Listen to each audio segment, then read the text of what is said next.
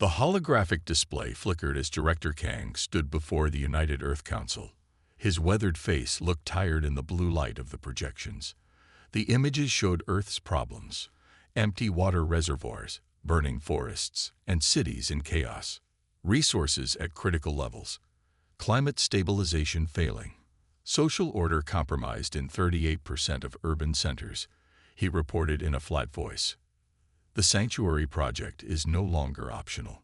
Colonel Sun Ma Li stood at the back of the room. Her face showed nothing, but inside she felt worried.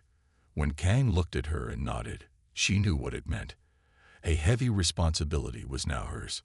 Colonel Li will oversee all aspects of the colony's construction and population selection, Kang announced to the room of serious-faced leaders.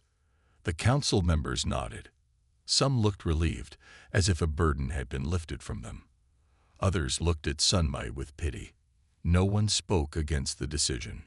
Later that evening, Sun Ma sat in a secure room deep under New Seoul. The walls were thick concrete, and the air smelled stale. She spread out paper plans on a metal table and studied them with Major Jin-ho Park, her second in command.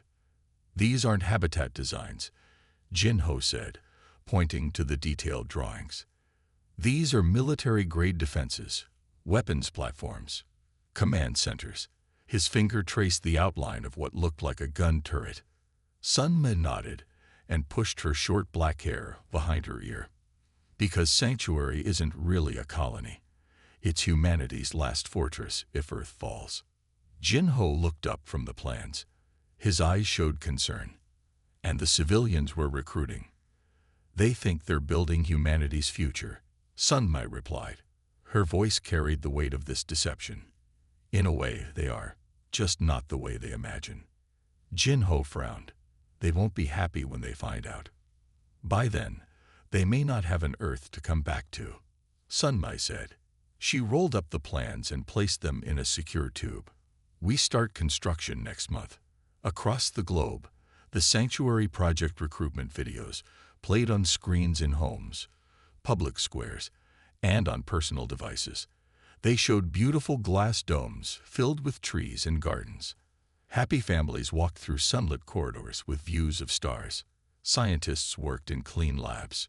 Children played in what looked like parks. "A new beginning for humanity," the narrator said in a hopeful voice. "A chance to start fresh among the stars."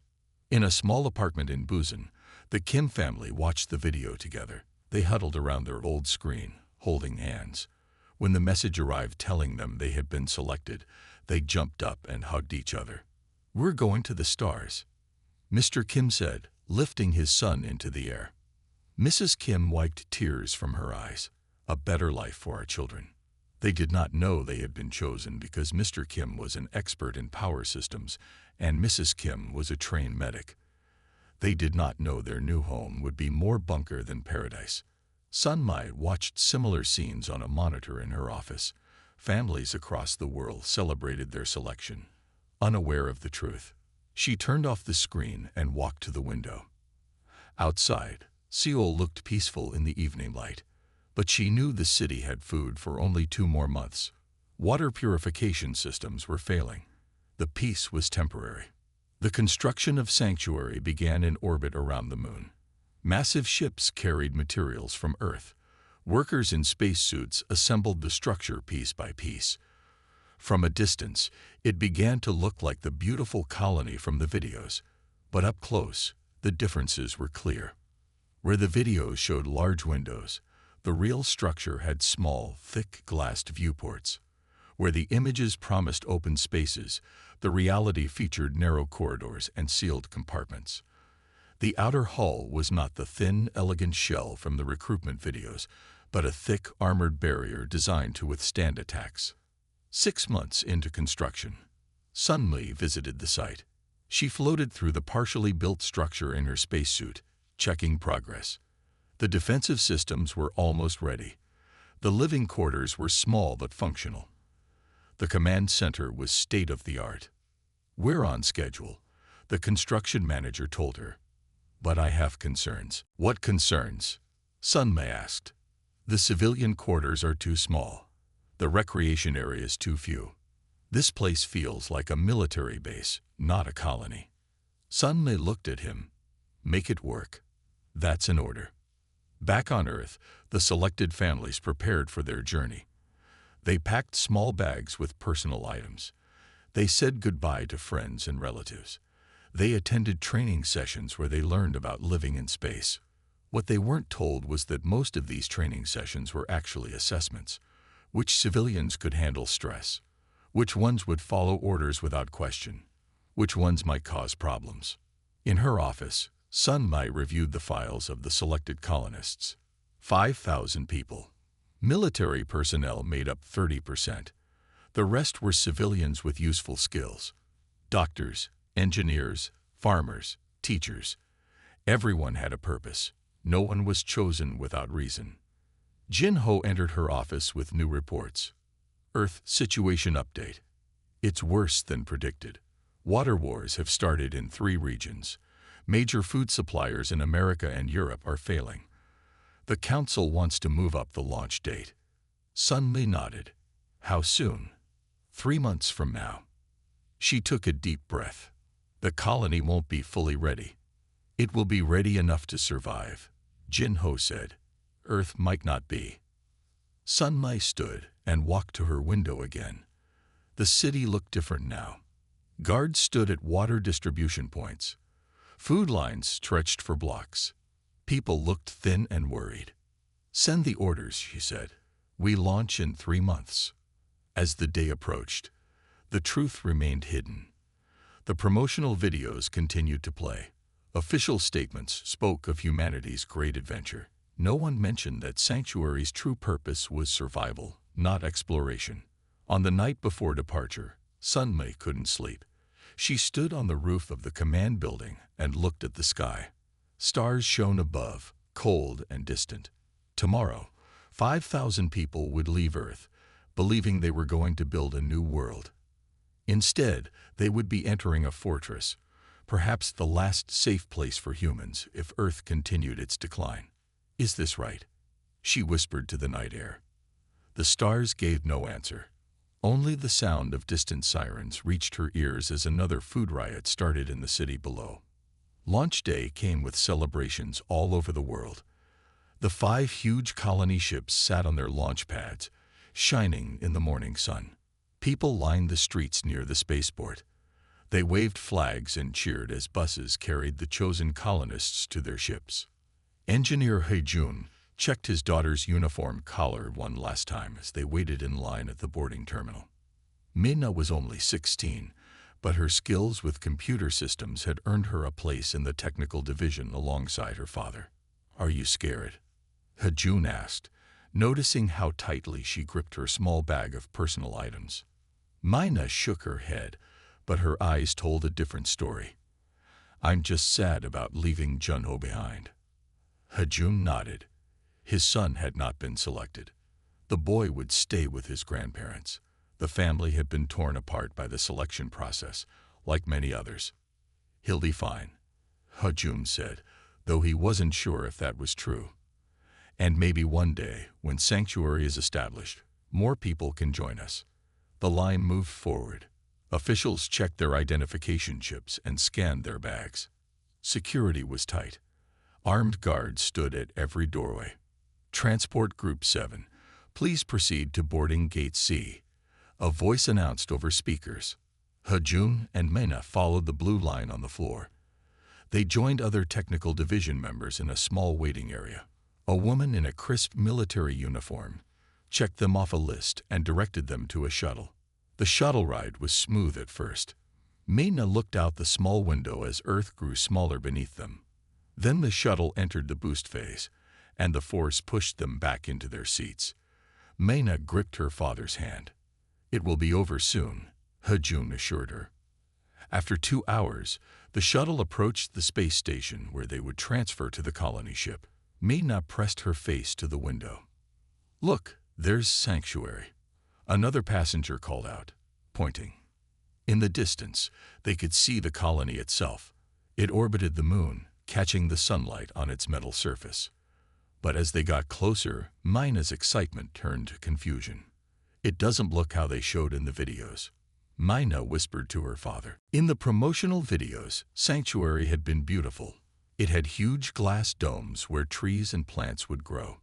It had wide windows where people could look out at the stars. But the real Sanctuary looked nothing like that. It was a dark, armored structure. It had what looked like weapons on its outer hull. The few windows were just narrow slits. Huge metal devices surrounded it.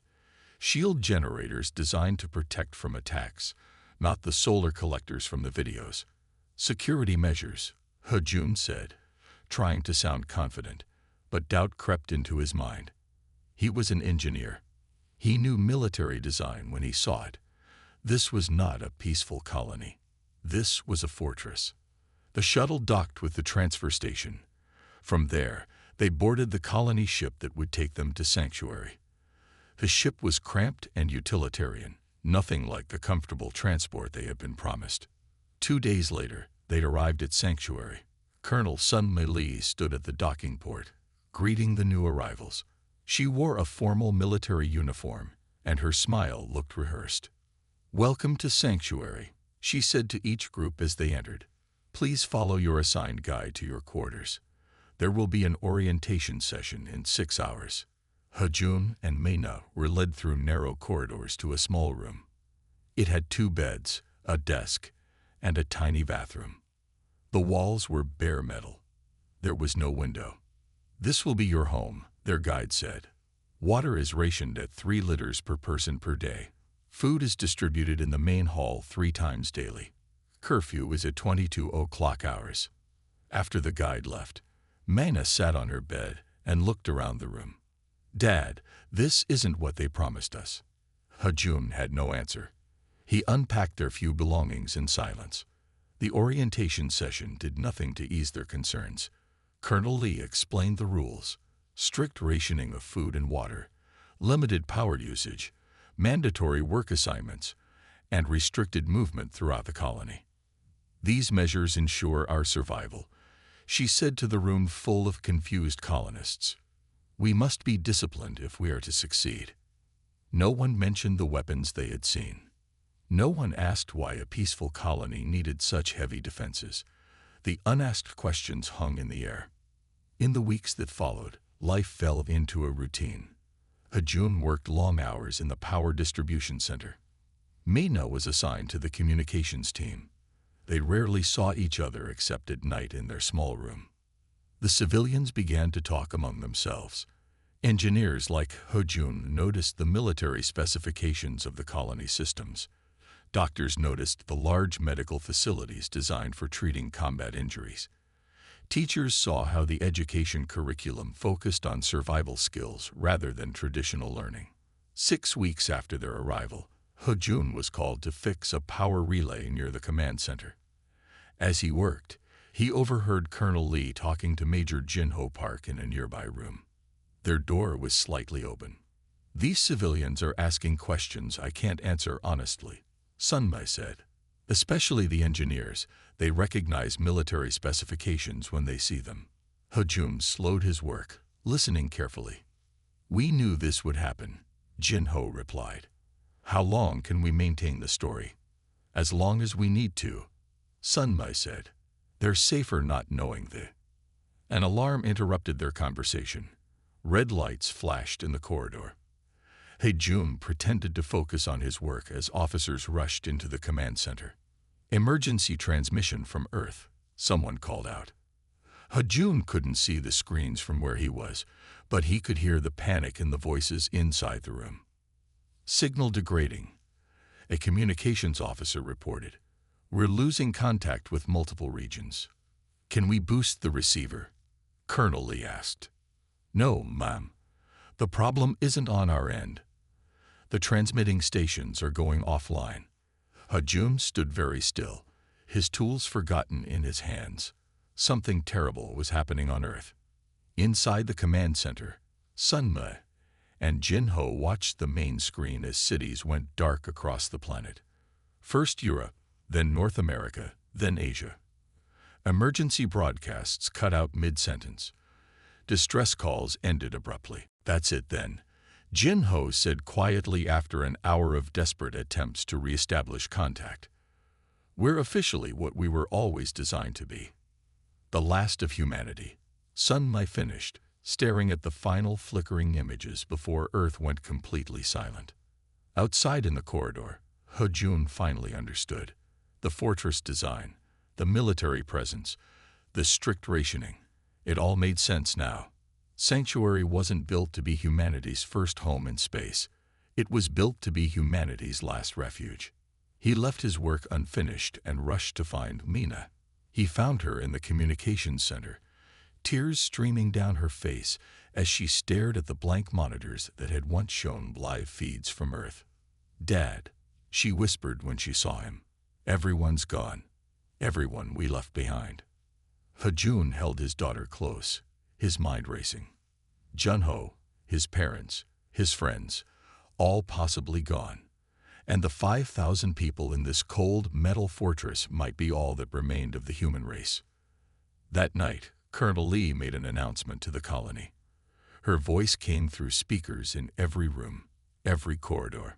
"Today, we lost contact with Earth," she said simply. "We don't know if this is temporary or permanent. Until we know more, we will continue our mission. We will survive. We will preserve what makes us human." She didn't say what everyone was thinking, that they might be the only humans left alive. She didn't need to. The fear in the colony was palpable as people gathered in small groups, seeking comfort in each other's presence. In their small room, He-Jun held Mina as she cried herself to sleep. He stared at the metal ceiling and wondered what would happen next. Sanctuary was not the home they had been promised. But now, it was the only home humanity had left. 6 months passed after Earth went silent. Life in Sanctuary settled into a routine, but not a comfortable one. The colonists lived with strict rules and tight spaces. Food was plain and measured carefully. Water was limited. No one complained openly, but whispers grew in the narrow corridors. Colonel Sun Mai Lee sat alone in her office, looking at reports on her screen. The colony was running as planned, but the people were unhappy. They needed to know the truth. She pressed a button on her desk. "This is Colonel Lee. I need to speak with everyone. Please gather in the main assembly area in 1 hour." The message echoed through every room and corridor in the colony. People looked up from their work, confused and worried. He-Jun was fixing a broken water pipe when he heard the announcement. Next to him, his daughter Mina froze, her tools in midair. "What do you think it means?" she asked. "I don't know," He-Jun said, "but I think we're finally going to get some answers." The main assembly area was a large room in the center of the colony. It had been used for military briefings and planning sessions. Now 5,000 people crowded inside, standing shoulder to shoulder. The air felt hot and stale with so many people breathing it. Colonel Lee walked onto a raised platform at the front of the room. Major Jin-Ho stood beside her. They both looked serious and tired. "Thank you for coming," Sun Mai began. She looked out at the sea of faces. Some looked afraid. Others looked angry. All looked tired of secrets. "For 6 months, we have lived with uncertainty about Earth. For 6 months, many of you have wondered why Sanctuary looks so different from what you were promised.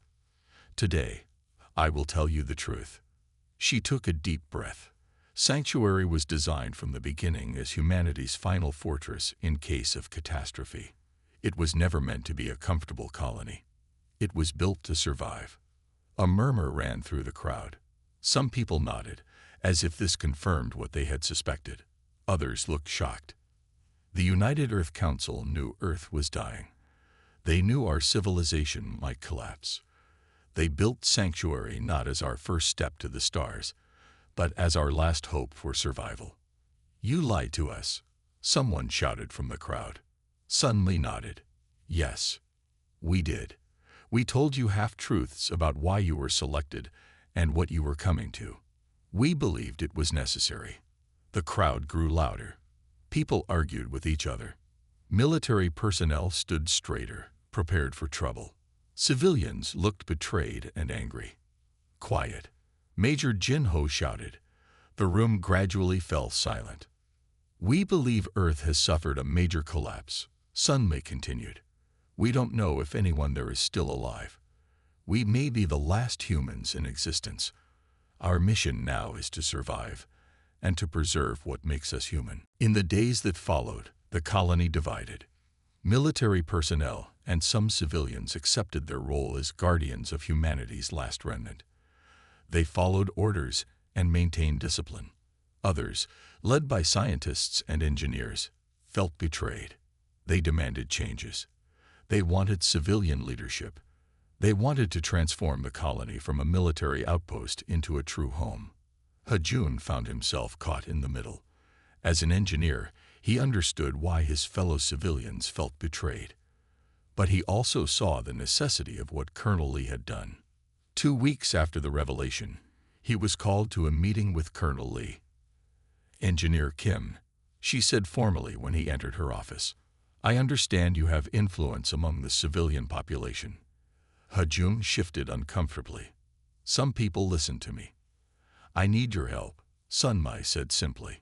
This division is dangerous. We can't survive if we're fighting each other. Hajun was surprised by her directness. What do you want me to do? Join a new council. Help me build a bridge between military and civilian. Help me turn Sanctuary into what it needs to be now. Before Hajun could answer, alarms sounded throughout the colony. Red lights flashed in the corridors. What's happening? Hajun asked. Sunmai was already moving to the door. I don't know. Follow me. They rushed to the communications center.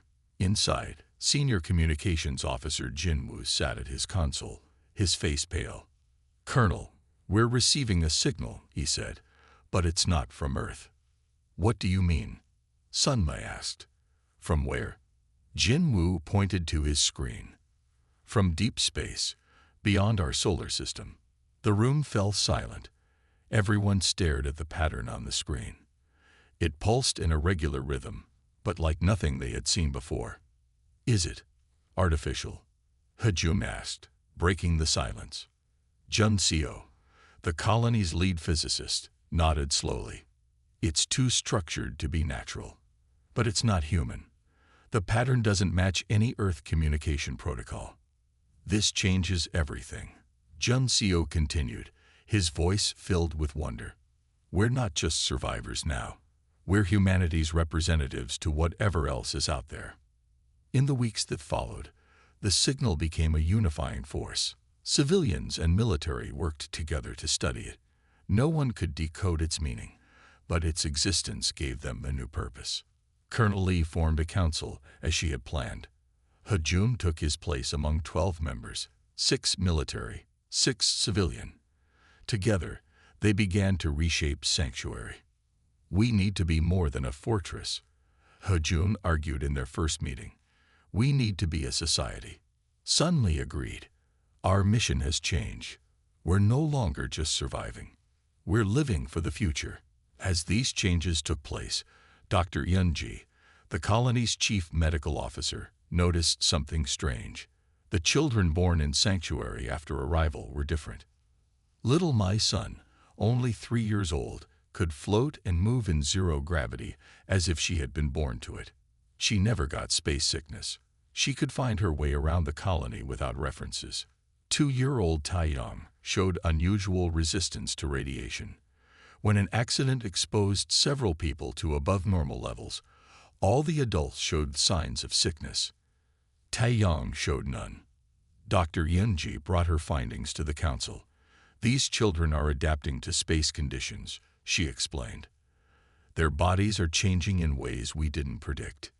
Is it dangerous? Sunmai asked. No, Dr. Yunji said. It's evolution. They're becoming something new, something beyond what we planned for. The council members looked at each other, unsure how to respond to this news. We should support these changes, Hojun said finally. These children are the future of humanity. They belong to space in a way we never will. The next day, Sunli visited the colony's nursery. Several children played there, watched by volunteer caregivers. Among them was Mai Sun, floating effortlessly near the ceiling while other children sat on the floor. Sun Mai watched them play. The adults had come to space reluctantly, driven by necessity, but these children knew no other home. To them, the metal walls and recycled air were normal. The artificial gravity and sealed environments were not confining but comforting. She thought about the military training bay, unused since their arrival. It was a large space, currently empty. "Major Jin Ho," she said into her communicator, "I want the training bay converted into a playground and school for the children." "Colonel." Jin Ho's voice showed his surprise. "That's a tactical space." "Not anymore," Sun Mai said firmly. "This isn't just a fortress now. It's a home. And homes need places for children to grow." As she walked away from the nursery, Sun Mai felt a weight lift from her shoulders. Sanctuary had been built for one purpose: survival. But now it would serve another. It would be the place where a new kind of human would grow and learn, and eventually reach back out to the stars that had called to them. 3 years passed since Sun Mai revealed the truth about Sanctuary. The cold, metal fortress had changed in ways no one could have imagined at the beginning. Where blank walls once stood, colorful murals now brightened the corridors. Children had painted scenes of Earth, mountains, oceans, and forests they had never seen except in pictures. They also painted stars and planets and their own dreams of the future.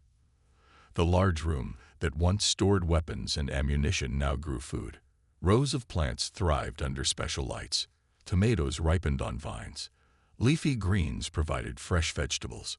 Small fruit trees were beginning to bear their first crops. Even the command center had changed. During the day, it served as a school for the colony's children. Small desks replaced some of the military stations. Maps and children's drawings hung on walls that once displayed only tactical information. Hejun walked through these changed spaces with pride. As head of the engineering team, he had helped make many of these transformations possible, but his greatest achievement stood outside the colony. "Would you like to see the harvester bring in today's collection?" he asked his daughter, Mina, now 19 and a skilled engineer herself. They went to the observation deck. Through the reinforced window, they could see the massive machine that Hejun's team had built from parts of Sanctuary's defensive systems. What once had been weapons designed to destroy incoming threats now carefully captured passing asteroids. "Today's target is small but rich in minerals we need," Hejun explained as the harvester extended its arms toward a nearby space rock. "The analyzers say it contains rare metals for circuit production." Mina watched with interest. "Remember when you first proposed this? Colonel Lee thought you were crazy to dismantle our defenses." Hejun smiled. She saw the wisdom in it eventually. We needed resources more than we needed weapons. The harvester successfully captured the asteroid and began processing it, breaking it down into useful materials that would be brought inside Sanctuary. In the central hub of the colony, a different kind of transformation was taking place. 6-year-old Mai Sun floated in the air, her small body perfectly balanced in the zero-gravity zone. Around her, other children moved with similar ease. Mai Sun was among the first children born in Sanctuary after arrival. Unlike the adults who had come from Earth, she had never known gravity as a constant force. To her, floating was as natural as walking. "Now remember," she instructed the younger children around her, "you can use your fingers just a little to change direction." She demonstrated, making a slight movement with her right hand that sent her spinning slowly. The other children copied her, some more successfully than others. A few bumped into each other, laughing as they bounced away. None of the adults could move with such natural grace in zero gravity. Even after years in space, they still thought in terms of up and down, still reached for handholds, still feared falling though there was nowhere to fall. "They don't think like us," Sun Mai remarked to Jinho as they watched the children's zero-gravity playtime from a viewing platform. After working closely together for years, they had fallen in love and married 2 years ago. "They don't see barriers where we do," she continued. "To them, moving in 3 dimensions is normal. Earth's gravity would feel strange to them. Jin-Ho nodded. They're the first true children of space. There are almost 100 of them now. And they're all showing adaptations, Sun Mai added. Dr. Yunji says their bones are denser, their eyes adjust better to different light conditions, and their bodies handle radiation exposure differently. Their conversation was interrupted by an urgent signal from Sun Mai's communicator. Colonel Lee. Hejun's voice came through, sounding excited and worried at the same time. We're receiving fragments of transmissions from Earth, scattered, but definitely human. Sun Mai and Jin-Ho rushed to the communications center. Hejun and several other engineers and communications officers were gathered around a console, listening intently. Through static and noise, broken words came through. Survivors in northern region, rebuilding efforts, requesting any space colonies, respond. The room fell silent when the transmission ended. Everyone looked at each other, emotions ranging from joy to disbelief to concern. They're alive, someone whispered. People survived on Earth. Some people, Jin-Ho cautioned. The transmission mentioned northern region. That suggests many other regions may not have survivors. The news spread quickly through the colony. That night, the council held an emergency meeting to discuss what this meant for Sanctuary. If people have survived on Earth, what is our responsibility to them? Asked Dr. Yunji. Could we bring them here? Suggested one of the civilian council members. Sanctuary wasn't built to support more than our current population, Jin-Ho pointed out. We're already at our limits for life support and food production. But we can't just leave them there, Hejun argued. Not if they're struggling to rebuild. The debate continued late into the night without resolution. Earth's survival changed Sanctuary's purpose. Were they still humanity's last hope, or were they now something else? A branch of humanity developing in a new direction. Before they could fully process this discovery, Sanctuary faced its greatest crisis yet.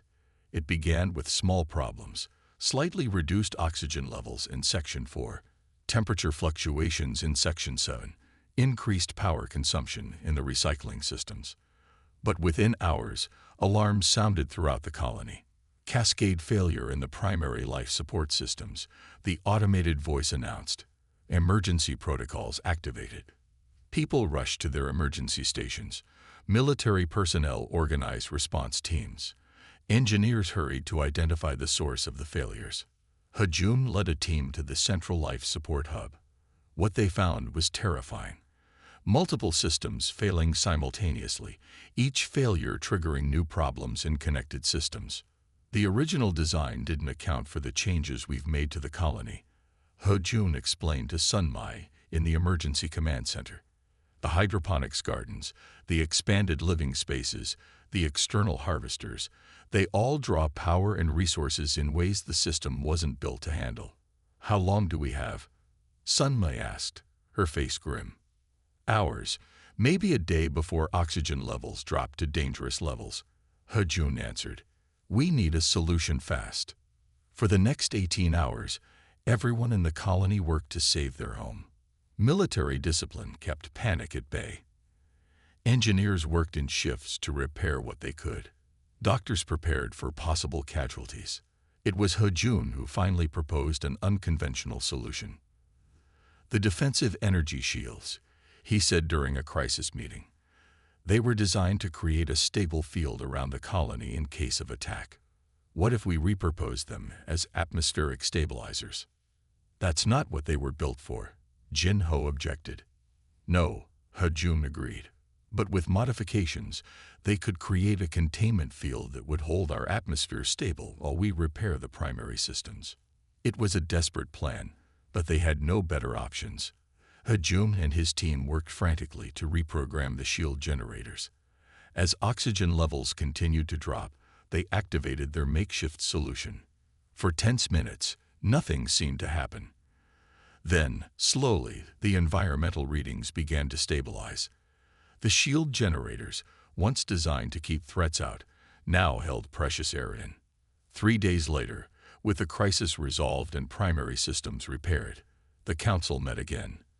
We only survived because we're no longer just a military outpost, Sun Mai acknowledged, looking around the table at both military and civilian faces. We survived because we've become a community. Hajun nodded. Military discipline organized our response, but it was civilian creativity that found the solution. And now we face a new challenge, Sun Mai continued, reconnecting with Earth and deciding our path forward. As the meeting ended, Sun Mai walked to the observation deck. Through the window, Earth was visible, a blue-green sphere that still held life despite everything. Sanctuary had been built as humanity's last fortress. It had become a home. Now it might become something more, a bridge between Earth and the stars. 10 years had passed since the day Sanctuary left Earth.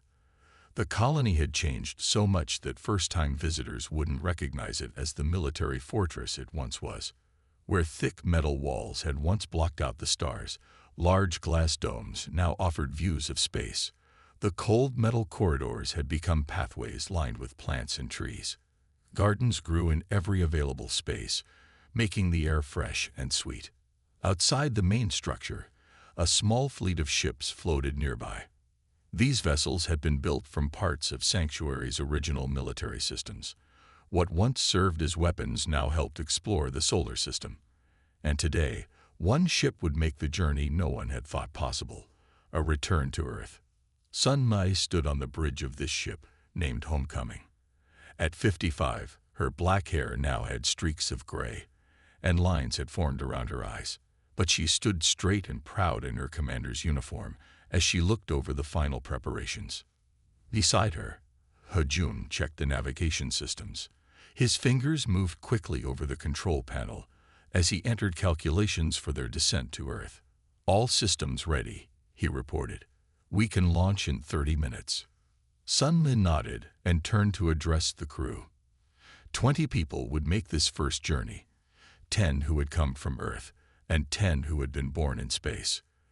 The oldest of the spaceborn was my son, now a 13-year-old girl who moved with the grace and confidence that came from growing up in zero gravity. This is our final briefing, Sun Mai announced. In 3 days, we will land on Earth. We don't know exactly what we'll find. The transmissions suggest scattered communities, limited technology. They may not welcome us. The crew listened intently. The Earthborn among them looked worried, but excited to see their home planet again. The Spaceborn looked curious about the world they had only heard about in stories. My son floated forward. Unlike the others, she preferred not to use the magnetic boots that kept people attached to the floor in low gravity. They'll see our ships and think we abandoned them, she said. But we're bringing them something they couldn't build themselves, a future that includes the stars. Sun Mai smiled at the girl's wisdom. The spaceborn children often surprised the adults with their different way of thinking. The journey to Earth took 3 days. As they approached the blue planet, even the spaceborn fell silent in awe. No matter how many images they had seen, nothing prepared them for the real thing. The swirling white clouds, the deep blue oceans, the green and brown land masses. It's so big, my son whispered, pressing her hands against the viewport. The ship entered the atmosphere, fire briefly surrounding them as friction heated the air. Then they were through, flying over what had once been Asia. Below them, they could see forests where cities had once stood. Nature had reclaimed much of what humans had built. Following the strongest signals they had received, they landed in what had once been the Korean peninsula. The landing was smooth, the ship settling in a clearing surrounded by trees. Air quality is good, Hajun reported, checking the external sensors. Radiation levels normal. Temperature comfortable. The crew prepared to open the main door. Sun Mai addressed them one last time. Remember, we come in peace. We are here to reconnect, not to command. Follow my lead. The door opened with a hiss of air. Sunlight, real, unfiltered sunlight, streamed into the ship. The Earthborn squinted, their eyes no longer used to such brightness. The Spaceborn gasped at the feeling of real gravity pulling at their bodies, heavier than anything they had experienced. Sunlight was the first to step outside. The feel of soil under her boots, the smell of plants and earth, the sound of wind in trees, sensations she had almost forgotten in 10 years of recycled air and metal floors. At first, the clearing appeared empty. Then movement caught her eye. People emerged from the trees. Thin, weathered people in simple clothing made from natural materials. They carried basic weapons, spears and bows, and looked at the ship with a mixture of fear and wonder. An older man with a long white beard stepped forward. He leaned on a wooden staff and studied sunlight with narrowed eyes. "You come from the sky," he said in Korean. "From the colony that left us." Sun Mi nodded. "I am Colonel Sun Mi Lee of Sanctuary. We have returned to re-establish contact with Earth." The old man's face hardened. "You left us to die," he accused. "When the troubles came, you flew away to safety while we suffered through collapse and chaos." Others behind him nodded, their faces showing anger and hurt. Sun Mi took a deep breath. "My name is Da Hyun," the old man continued. "I was once a teacher in Seoul. I watched your ships leave. I saw the fires that came after. We left as a precaution." Sun Mi replied carefully. "And we've returned as a promise. Humanity doesn't just belong to Earth anymore. We belong to the stars as well." Da Hyun didn't look convinced. The two groups stood in uncomfortable silence, separated by more than just the few meters between them. They were divided by years of different experiences, different hardships. Then my son stepped forward. Unlike the adults who moved carefully in Earth's stronger gravity, she adapted quickly, moving with curiosity rather than caution. "Hello," she said simply. "I'm my son. I was born in space. This is my first time on Earth." Her openness surprised the Earth people. A young girl from their group, perhaps 12 years old, stepped forward in response. "I'm Soo Jin," she said. "I've never met anyone from space before." The two girls studied each other with curious eyes. Then my son smiled and held out her hand. After a moment's hesitation, Soo Jin took it. In the days that followed, the space visitors set up a camp near their ship. Slowly, the Earth people began to trust them. They shared stories of the hard years after the collapse, how most technology had failed, how people had died, but also how they had learned to live more simply and in balance with nature. The spaceborne children were the best ambassadors. They asked endless questions about Earth, about rain and animals and plants. Their wonder at simple things like running water in a stream or birds flying made the Earth people see their world with fresh eyes. After a month, the first Earth volunteers agreed to visit Sanctuary. After another month, regular exchanges began. Earth people learned about space technology. Sanctuary residents learned Earth survival skills. 6 months after the first landing, Sunmi stood in Sanctuary's main observation dome. Through the clear glass, she could see Earth below them, beautiful and blue. Next to her stood Hajun, his hand resting gently on her shoulder. "Not bad for a military installation," he said with a smile. Sun Li nodded, returning his smile. "We built it to survive a war. I never imagined it would help us find peace." Below them, in what had once been the Tactical Operations Center, and was now a garden, children played together. Some had been born on Earth, others in space. They ran and laughed, unconcerned with where they came from. Sun Mi watched them with satisfaction. Sanctuary had been built as a fortress because Earth's leaders had seen only danger ahead. They had planned for war and disaster. But children, whether born on Earth or in space, didn't carry those fears. They saw possibilities where adults saw problems. A small girl looked up and waved at Sunmi through the glass. It was Soo Jin, one of the first Earth children to visit Sanctuary. She had adapted quickly to the lower gravity, moving almost as easily as the spaceborne. Sun Mi waved back, thinking about how far they had come. What had begun as mankind's last fortress had become humanity's first true home among the stars, not separate from Earth, but connected to it in a new way.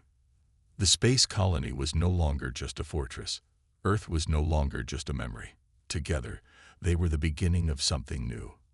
A humanity that could live among the stars without forgetting its roots, that could embrace the future without abandoning its past. And in the laughter of children born in two worlds, Sun Mei heard the sound of that future taking shape.